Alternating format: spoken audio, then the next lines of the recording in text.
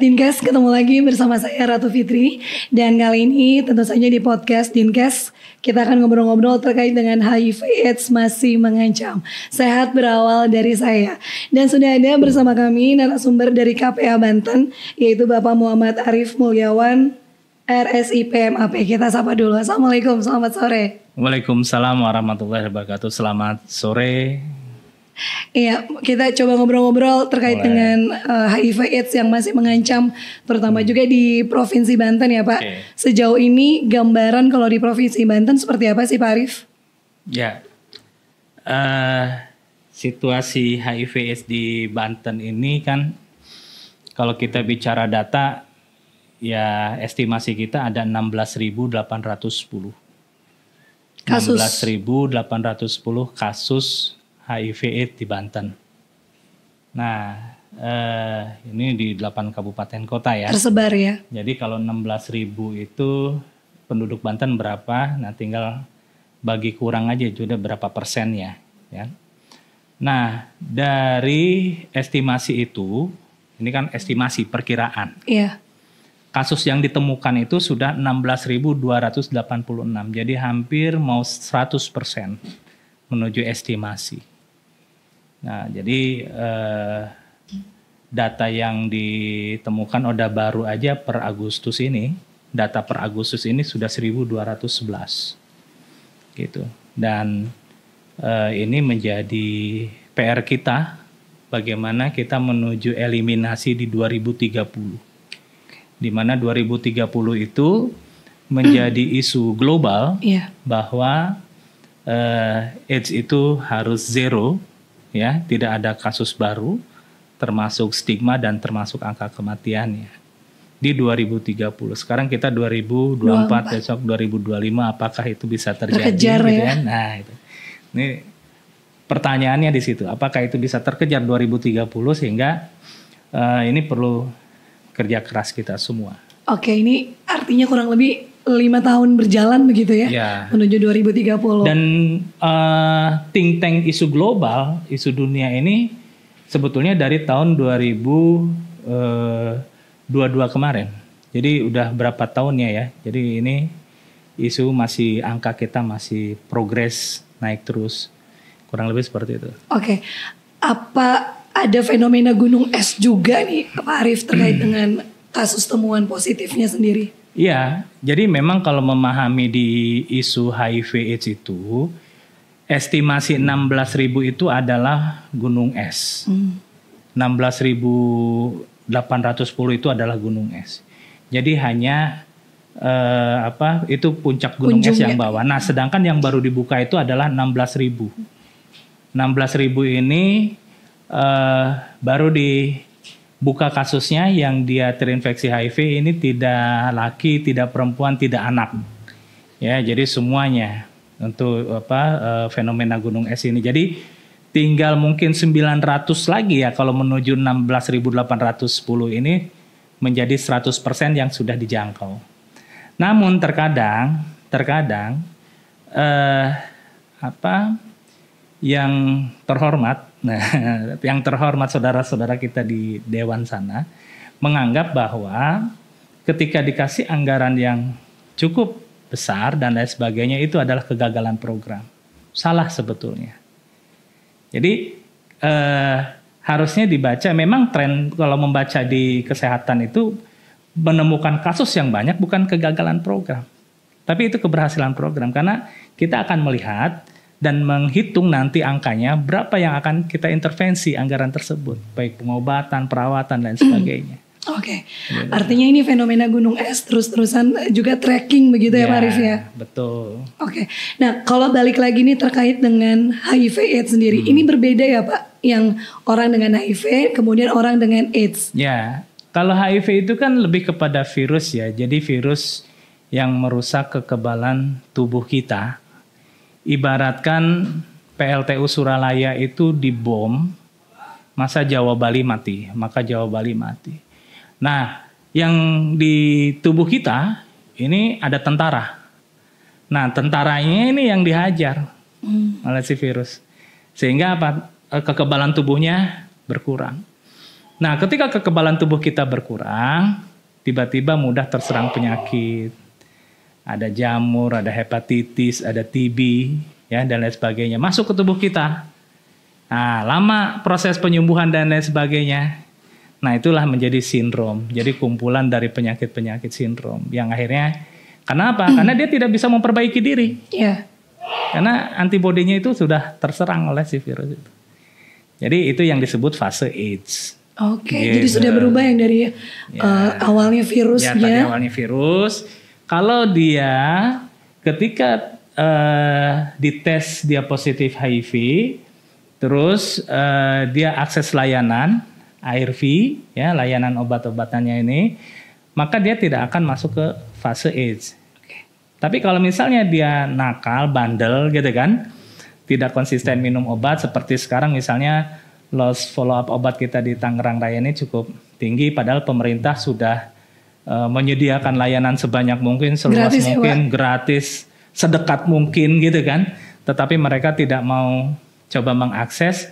Nah, yang terjadi apa? Yaitu dia pertama mungkin akan masuk ke biasanya ya sariawan gitu kan. Biasanya nanti penyakit lain, ada yang diare, ada yang segala macam. Nah itu. Jadi akhirnya nggak sembuh-sembuh ya. Resisten akhirnya, gitu ya. Dia masuk fase AIDS. Oke, jadi berubah nih yang tadi awalnya HIV malah jadi positif. Betul. AIDS ya Pak Arif ya. Nah ini kalau dari sebarannya tadi kan lumayan cukup banyak ya Pak. Ada 16 ribuan. Kemudian nih seperti apa sih virus itu masuk ke dalam tubuh manusia begitu? HIV itu sebetulnya virus yang tidak mudah menularkan. Tidak seperti flu gitu ya? Tidak seperti COVID, tidak seperti hepatitis mungkin. Kalau di HIV itu jelas hanya melalui hubungan transmisi seksual. Oke. Di luar itu tidak ada. Mungkin ada kecelakaan kerja mungkin ya, misalnya nih saat bencana alam. Ya, misalnya kasus kemarin tsunami di Labuan, tiba-tiba di sana ada masyarakat yang salah satunya adalah HIV gitu kan, terus dia luka-luka, tapi kalau kita tim rescue tidak menggunakan handscoon atau maka terjadi perlukaan, itu bisa saja kecelakaan kerja. Sama dengan di tenaga kesehatan juga bisa. Yeah. Nah, 10 tahun atau 20 tahun yang lalu ada lewat transmisi seksual, drug use menggunakan jarum suntik. Nah, melalui jarum suntik. Namun heroin sekarang kan sudah tidak bukan tidak ada di pasaran, mungkin ada, tapi sudah jarang ditemukan. Sehingga apa? Para penyalahguna narkoba itu tidak lagi menggunakan jarum suntik gitu untuk berbagi-bagi. Namun trennya yang terbaru sekarang adalah pengguna jarum suntik ini muncul lagi karena dia nge-mix mulai dari tramadol, suboxone, itu digerus dia sampai habis, dia cari sugesti suntiknya. Ya, cari sugesti suntiknya, dan itu bisa saja akhirnya dia memaparkan atau menularkan ke yang lain. Karena mungkin tadi sharing tadi ya Pak. Jarum suntiknya itu. Oke, artinya yang beresiko tinggi terkena HIV AIDS ini siapa aja sih Pak Arif? Oh banyak. Kita pun di sini bisa beresiko gitu kan. Siapapun beresiko. HIV itu tidak mengenal sasaran ya. Ya, ada dari kaum agamawan juga ada dari anak-anak juga ada, banyak. Ya, jadi kalau misalnya kita minim pengetahuan, ya pasti akan masuk ke ranah yang jauh lebih berbahaya lagi. Oke, artinya semua punya peluang ya untuk terkena penyakit HIV AIDS tadi. Di kita biasanya masuk ke dalam kelompok beresiko. Beresiko tinggi. Nah, kelompok beresiko itu siapa? Ada transgender atau waria, transpuan ya.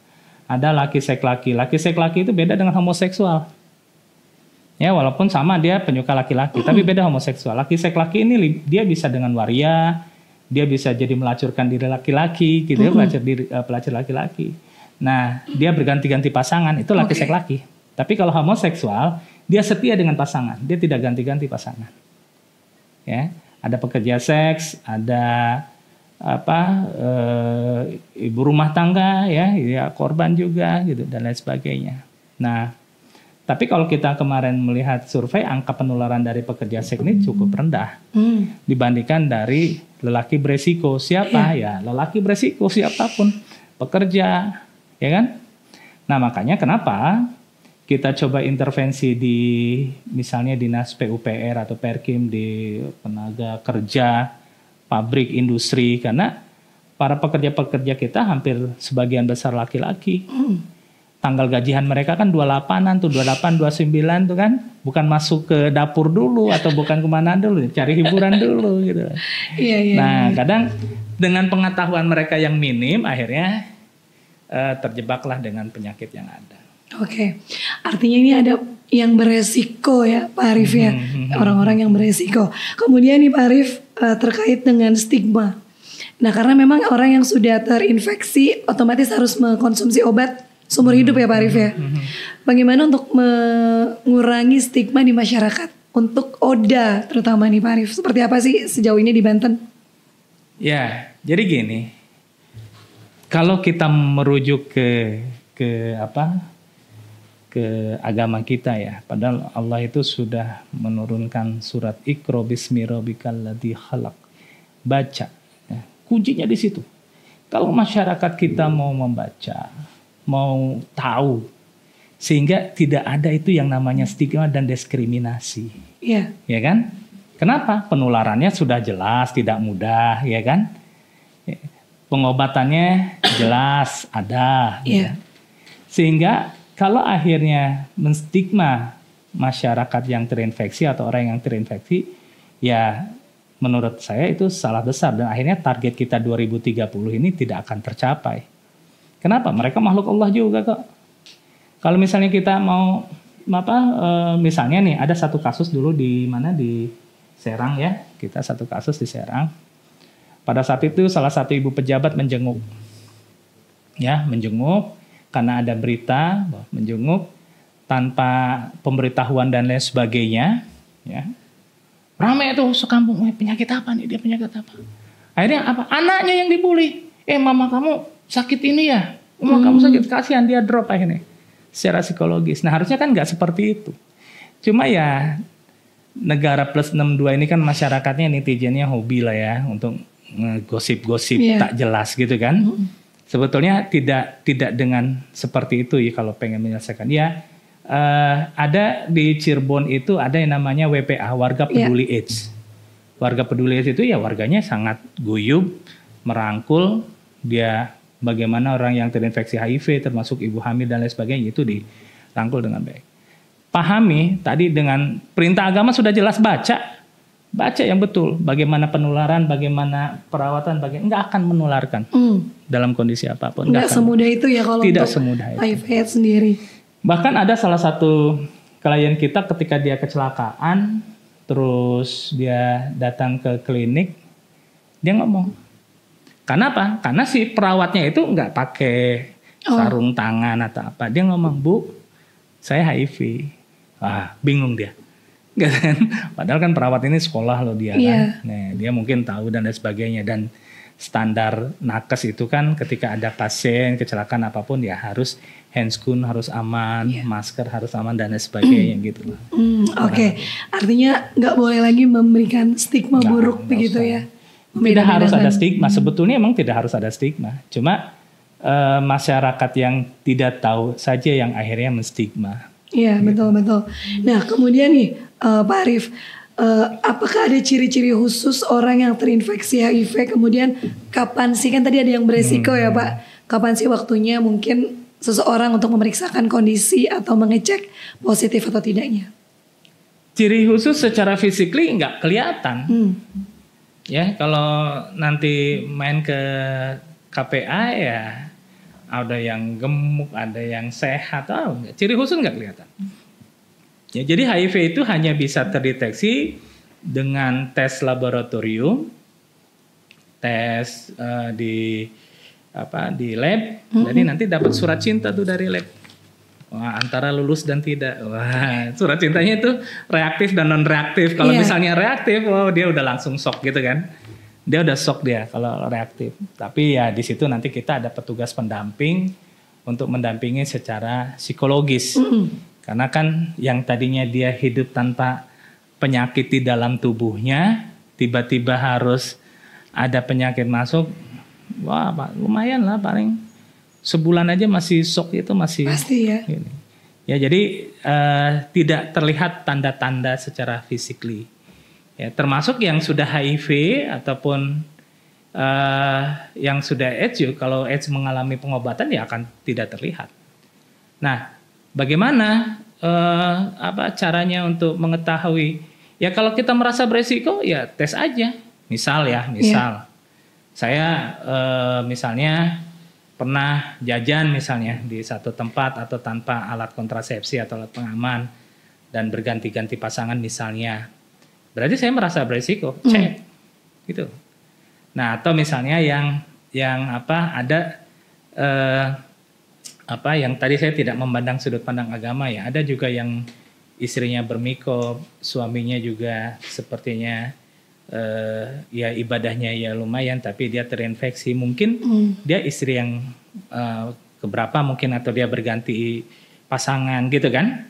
Nah makanya kita dengan Kementerian Agama dalam hal ini itu mempertegas sebelum pernikahan itu di nasihat perkawinan itu harus terbuka. Jangan sampai akhirnya kita mendapat pasangan ini membeli seperti kucing dalam karung. Dia pernah berhubungan dengan siapa, kita pernah berhubungan dengan siapa gitu kan. Akhirnya terinfeksi lah ke kita gitu. Nah itu. Jadi program kami di Komisi Penanggulangan AIDS ini dengan Kementerian Agama itu khususnya di KUA ya tadi. Bagaimana memberikan nasihat perkawinan. Jangan sampai akhirnya angka perceraian kita nambah. Kenapa? Wah rupanya bini gua HIV, wah rupanya laki gua HIV, cerai gitu kan. Nah padahal kan HIV, ketika pasangan HIV ini bukan berarti tidak bisa menikah, bisa menikah. Bukan berarti tidak bisa punya anak, bisa punya anak gitu kan. Jadi ya semua punya hak untuk menikah gitu loh.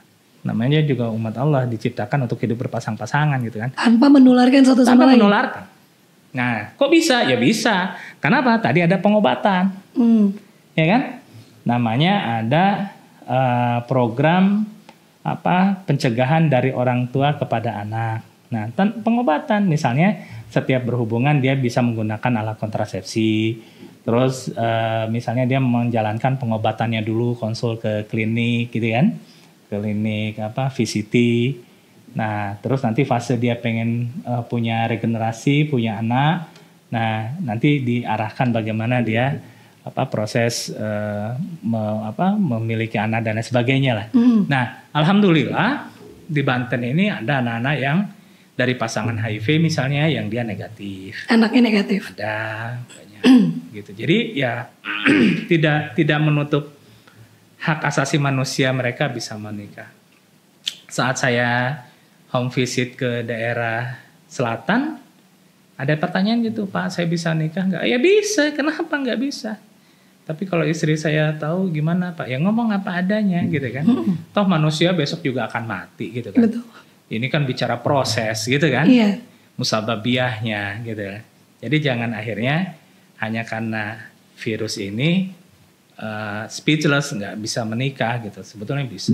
Artinya masih bisa untuk hidup normal, bisa, melakukan kegiatan sehari-hari. Kerja dan lain sebagainya. Kecuali di tempat kerja yang berat. Ya misalnya di sektor industri yang dia operasional yang cukup berat ya karena dia akan memporsir tenaga kita jadi lebih kepada mungkin sebagai operator atau dibuat yang ringan lah gitu. Ini bisa ya untuk sosialisasi beradaptasi juga. Nah makanya kita dengan Wasnaker provinsi ya Dinas Tenaga Kerja kita coba intervensi sosialisasi di tempat kerja.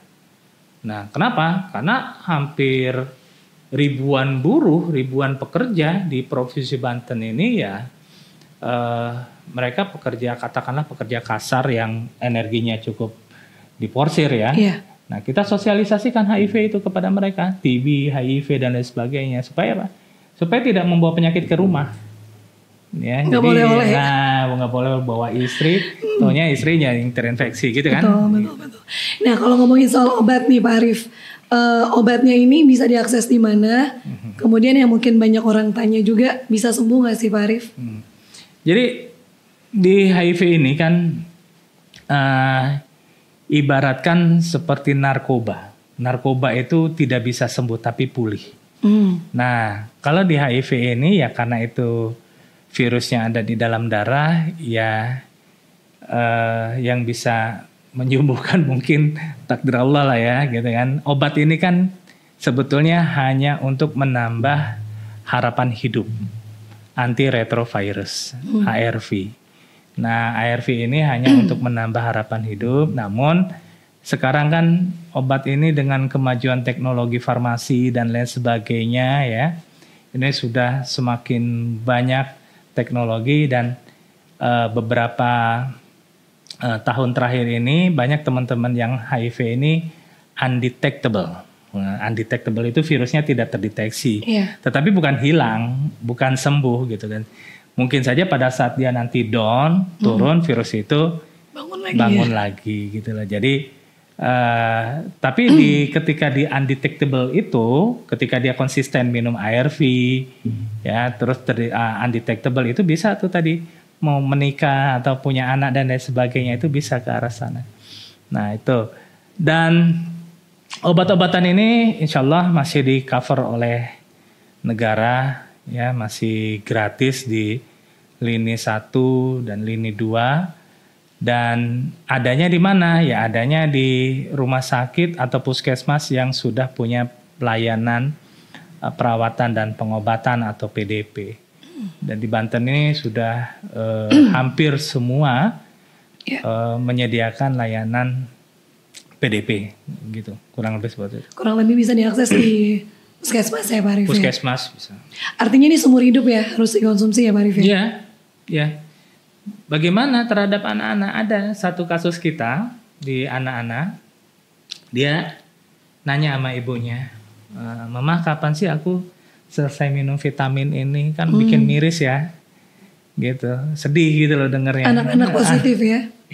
Mah kapan aku selesai minum vitamin ini gitu kan. Nah padahal dia kan dalam kondisi yang dia terinfeksi gitu kan. Dia harus akses obat seumur hidup. Capek. Jangan dikira nggak capek kan. Betul. Capek minum obat setiap hari, sehari 2 kali seumur hidup pula gitu kan. Nah ini yang dan beban negara juga sebetulnya cukup lumayan, karena kan di Banten aja tadi misalnya 16.000 kan, itu kalau bicara ngitung angka kali rupiah itu ya lumayan ongkos kita untuk mengobati ini orang-orang terinfeksi ini. Oke, artinya bisa diakses di puskesmas dan ini memang disubsidi oleh pemerintah ya Pak Arif, gratis. Kemudian juga nih Pak Arif terkait dengan KPA sendiri. Bagaimana sosialisasi lebih baik mencegah daripada mengobati. Nah ini bagaimana program-program penanggulangan dan juga pencegahannya? Ya, KPA ini kan Komisi Penanggulangan AIDS atau komisi ad hoc yang diatur oleh Permendagri 20/2007 dan Perpres 124 ya, Perpres 75 berubah ke Perpres 124 di 2017. Nah, tugas fungsinya sudah jelas, memimpin dan mengkoordinasikan, monitoring dan mengevaluasi dan lain sebagainya, itu di program penanggulangan HIV/AIDS. Tidak hanya di nasional, di provinsi dan kabupaten kota ada. Nah, susunannya bagaimana? Ya, ketuanya gubernur, di provinsi, di kabupaten kota, bupati dan wali kota. Sama juga wakil ketuanya ya wakil gubernur dan bupati wali kota. Dan di situ anggotanya siapa ya? OPD terkait semua. OPD terkait. Dan kebetulan Dinas Kesehatan sebagai wakil ketua 1 di sini. Wakil ketua 2-nya Sesra. Anggotanya OPD terkait dan di situ. Jadi masyarakat ini bahkan mungkin sedikit orang pemerintahan masih beranggapan bahwa HIV/AIDS ini masih permasalahannya dengan Dinas Kesehatan. Masih urusannya dengan Dinas Kesehatan. Padahal enggak, HIV/AIDS ini adalah masalah sosial. Karena efeknya besar. Efek dominonya lumayan, ya. Bisa seperti narkoba, ini masalah sosial. kepada kesehatan, pendidikan, sosial dan lain sebagainya gitu. Nah, ini efeknya. Maka disebutlah HIV ini kalau orang sudah cerdas memandang permasalahan itu, bahwa HIV ini menjadi masalah sosial, bukan masalah kesehatan. Nah, makanya kesehatan itu lebih kepada kuratif. Ketika dia sudah terinfeksi, terpapar, ya perawatan dan pengobatan di situ gitu kan. Nah, bagaimana kita mendorong supaya angka ini tidak menambah beban di kesehatan? Ya kita cegah. Nah, disinilah Komisi Penanggulangan AIDS lebih kepada di hulu. Iya. Ya, di hulu pencegahan, prevention. Dengan apa? Dengan menggerakkan semua sumber daya. Siapa sumber dayanya? Tadi OPD terkait, bagaimana sosialisasi di misalnya Dinas Pendidikan di kalangan sekolah, Disnaker di kalangan tenaga kerja, Dispora pemuda gitu kan. Masyarakatnya siapa? Ada tingkat desa, kecamatan gitu loh. Nah, kurang lebih seperti itu. Jadi kita masif nih ya, mensosialisasikan pencegahan HIV ini kepada masyarakat. Lintas sektoran ya, termasuk juga peran masyarakat sendiri ya Pak Arif? Iya, peran masyarakat. Makanya kenapa misalnya dari tingkat desa, tingkat kelurahan ada. Bahkan anggaran dana desa pun, kalau saya melihat dari aturan dana desa itu, ada khusus buat HIV dan narkoba itu bisa digunakan. Ya? Cuma para kepala desa ini kan belum paham kali ya, belum paham sehingga yaudah pakai yang lain aja. Padahal itu hak untuk masyarakat tahu terhadap situasi ini. Oke. Tapi kalau dipetakan di Provinsi Banten, yang dominan angka kasus positifnya tinggi di mana nih Pak Arif? Tangerang Raya. Tangerang Raya, 3 kabupaten kota ya? Ya, Tangerang ini kan Tangerang Raya ini kan wilayah urban. Ya, berdekatan dengan DKI Jakarta. Jadi banyak masyarakat yang bukan masyarakat Tangerang asli sebetulnya. Betul. Ya. Tapi masyarakat urban yang tinggal di sana, yang aktivitasnya di ibu kota dan lain sebagainya. Sehingga ini yang harus dibuat programnya bagaimana mengantisipasi itu. Nah, makanya kami KPA dengan Adinkes ya, Asosiasi Dinas Kesehatan dan lain sebagainya, kita coba mengintervensi di kabupaten kota ini dengan program perencanaan penganggarannya di HIV/AIDS gitu kan. Biar apa? Biar bagaimana ketika ada masyarakat ataupun orang yang diduga mungkin ya kelompok berisiko tadi itu menjadi langsung langsung diperiksa, langsung diobati, langsung diintervensi gitu. Agar tadi bisa terlihat juga trackingnya juga ya Pak Arif ya. Oke, terakhir mungkin nih Pak, pesan bagi teman-teman ODA, kemudian masyarakat luas terkait untuk bisa mengantisipasi, menekan dan juga tadi ya, mudah-mudahan targetnya di 2030 bisa eliminasi HIV/AIDS juga, termasuk salah satunya di Banten. Apa nih Pak yang ingin disampaikan? Ya, kalau untuk buat teman-teman orang terinfeksi HIV, ya tetap semangat dan konsisten untuk pengobatan. Datangi layanan yang sudah disiapkan oleh pemerintah, dalam hal ini di puskesmas, PDP dan rumah sakit, ya. Dan kalau bahasa sederhananya jangan membandel untuk tidak melakukan pengobatan, gitu ya. Nah, dan untuk masyarakat, ya cari tahu, gitu kan?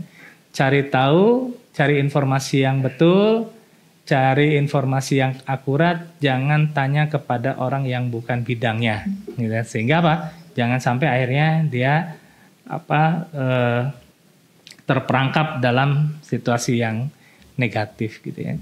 Ya kalau kita merujuk kepada agama kita tadi, saya selalu menyampaikan Iqra, ya. Iqra bismi rabbika ladzi baca, ya bacalah yang betul. Ya. Kalau misalnya kita membaca yang salah, ya salah kesananya, gitu.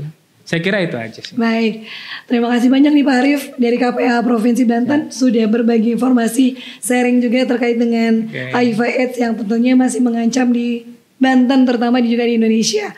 Mudah-mudahan bisa bermanfaat untuk kita semua, saling jaga terutama yang tadi beresiko tinggi ya Pak Arif ya, yang bisa tertular ataupun positif HIV. Kemudian juga terutama untuk bisa sama-sama terbuka satu sama lain dan juga hidup sehat ya Pak ya. Ya. Itu kuncinya. Baik, terima kasih juga yang sudah ikut nonton di Instagramnya Dinkes Provinsi Banten. Jangan lupa saksikan nanti tayangan kita di YouTube channel Dinkes Prof Banten. Akhirnya saya Ratu Fitri dan Pak Arif dari Komnas Komisi Penanggulangan AIDS Provinsi Banten. Kita pamit undur diri. Terima kasih banyak atas kebersamaannya. Wassalamualaikum warahmatullahi wabarakatuh. Waalaikumsalam. Satu tagline dulu nih Pak sebagai penutup. Sehat berawal dari saya. Bisa ya Pak? Ya. Oke, dan ini dia tagline kita terakhir. Sehat berawal dari saya. Sampai jumpa lagi.